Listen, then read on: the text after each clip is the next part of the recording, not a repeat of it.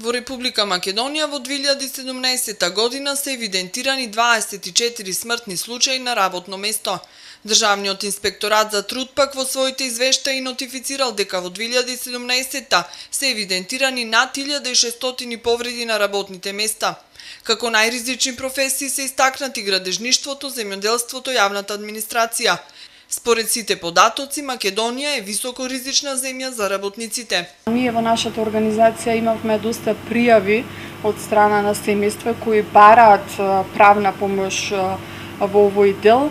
Ние секогаш на вакви дебати збориме и се бориме дека согласно Законот за работни односи и исплата на бруто плата на работниците, дека самите работници во рамки на бруто плата се издвојува 0,5% за овие професионални заболувања. Меѓутоа се уште немаме информации како овие средства понатаму се користат во полза и заштита на работниците и нивните семејства. Скопје е на прво место по бројот на случајни повреди на работните места, но не е мал бројот и во помалите градови.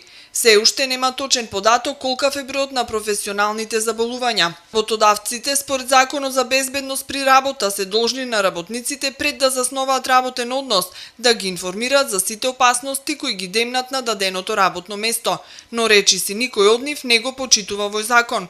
Затоа Македонското здружение за заштита при работа во соработка со Сојузот на синдикатите на Македонија и Организацијата на работодавачи организира прва обука за организацијски развој на синдикалните организации.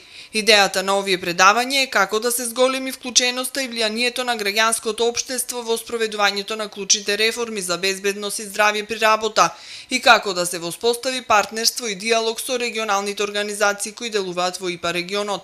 Ќе бидат организирани 8 специфични обуки за различни таргет групи.